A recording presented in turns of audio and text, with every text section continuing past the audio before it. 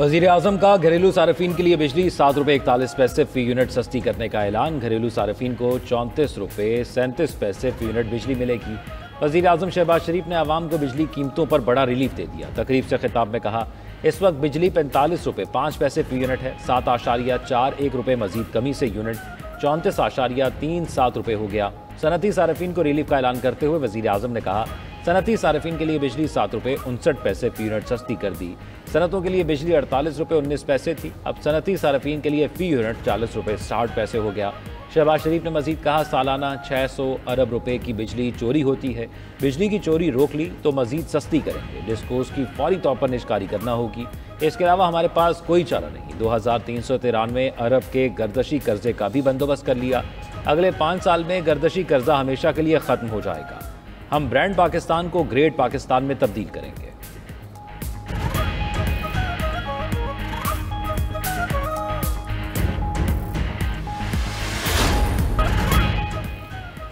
कायदे अवाम जुल्फ़िकार अली भुट्टो एक अहद साज शख्सियत। साबिक वज़ीर आज़म और पीपल्स पार्टी के बानी जुल्फ़िकार भुट्टो की 46वीं बरसी आज मनाई जाएगी। गढ़ी खुदा बख्श भुट्टो में जलसे के तमाम इंतजामात मुकम्मल। चेयरमैन बिलावल भुट्टो समेत पीपल्स पार्टी के मरकजी कायदीन खिताब करेंगे।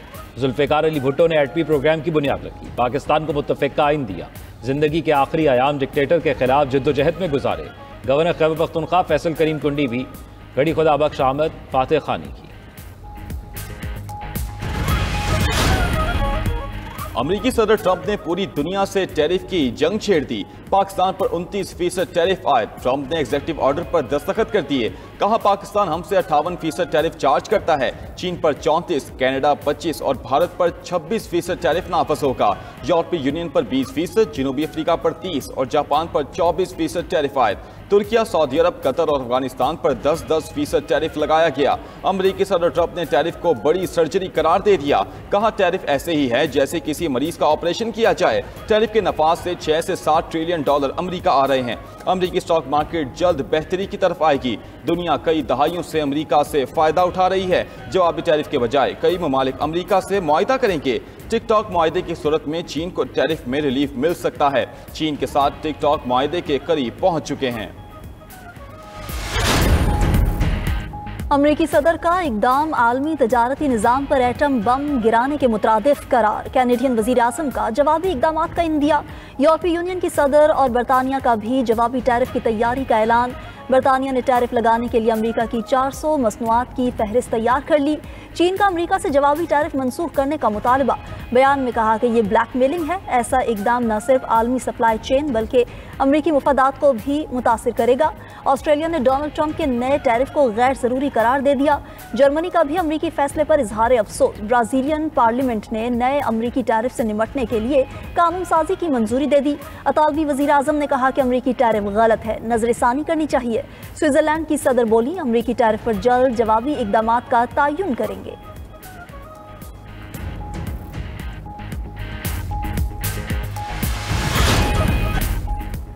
ओपेक की तरफ से पैदावार में इजाफे के ऐलान पर ऑयल मार्केट में शदीद मंदी। आलमी मार्केट में खाम तेल के निर्खों में 7% की बड़ी कमी।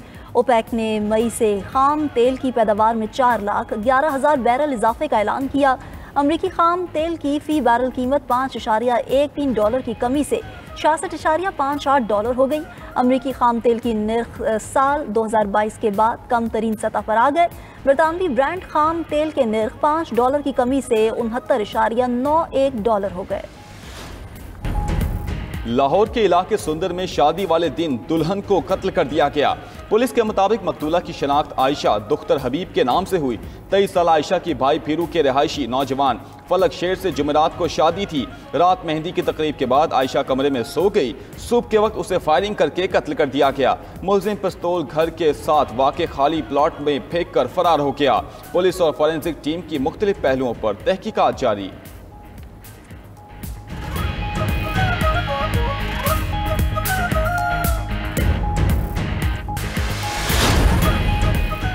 लाहौर में कब्रिस्तान से मिलने वाली नौजवान लड़की की लाश का मुअम्मा हल। बगवानपुरा पुलिस ने 5 मुलजिमान को गिरफ्तार कर लिया। गिरफ्तार मुलजिमान में मरकजी मुलजिम अली रजा उर्फ कुमैल शाह, फैजान बट, शान फयाज उर्फ बब्बू और अली उर्फ भोला शामिल हैं। पुलिस के मुताबिक मुल्जिमान ने 17 साल लड़की को इज्तिमाई ज्यादती के बाद कब्रिस्तान ले जाकर कत्ल कर दिया था। पुलिस डेटा के मुताबिक लाहौर में 3 माह के दौरान 27 खवातीन कत्ल, 151 से ज्यादती की गई। यूरोप के दरवाजे पर एक बार फिर सुनहरे मुस्तकबिल के ख्वाब डूब गए। यूनान के करीब तारकीन वतन की कश्ती डूबने से 2 बच्चों समेत 7 अफराद हलाक हो गए। खबर एजेंसी के मुताबिक लेस्बोस जजीरे के करीब सर्च ऑपरेशन के दौरान लाशें बरामद हुई। 23 तारकीन वतन को जिंदा बचा लिया गया।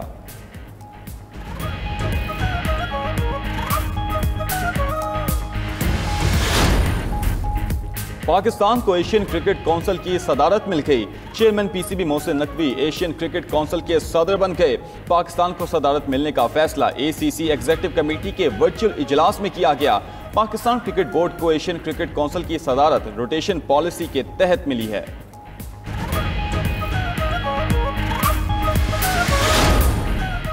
ट्रंप के टैरिफ लगाते ही अमेरिकी स्टॉक मार्केट क्रैश कर गई। अमेरिकी स्टॉक मार्केट में साल 2020 के बाद बदतरीन मंदी record. Dow Jones industrial index 1672 points गिर गया, 40,552 पॉइंट्स की कम तरीन सतह पर बंद।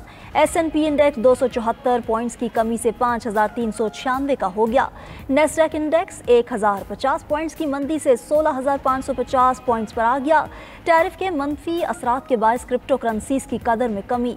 बिटकॉइन की कदर $3,800 की कमी से $82,600 हो गई। ईथरम की कदर $95 की कमी से $1,800 की सतह पर आ गई।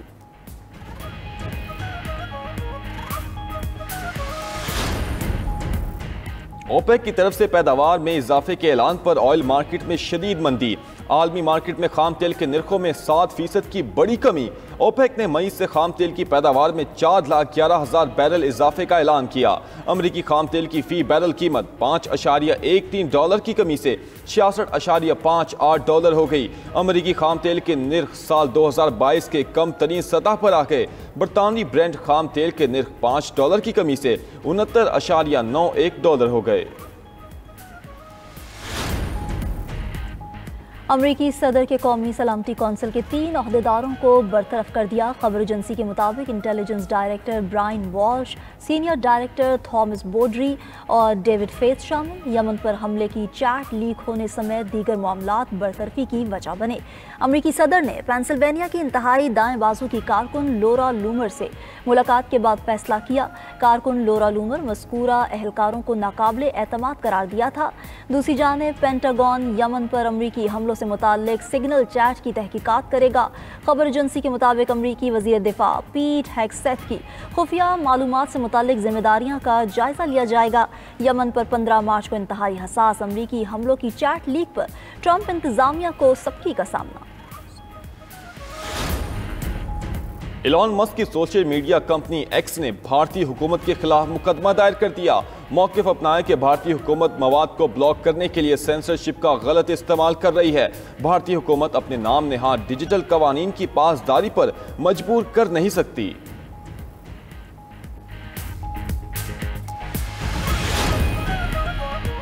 अमेरिका में टिकटॉक को बंद करने की डेडलाइन में सिर्फ 1 दिन बाकी। ट्रंप ने मुआहिदा न होने की सूरत में 5 अप्रैल को टिकटॉक बंद करने का ऐलान किया था। खबर एजेंसी के मुताबिक टिकटॉक के चीनी मालिक ने अभी ऐप को फरोख्त करने पर आमादगी जाहिर नहीं की। सबसे अहम सार्फिन का डेटा है जिसे चीनी कंपनी फरोख्त नहीं करना चाहती।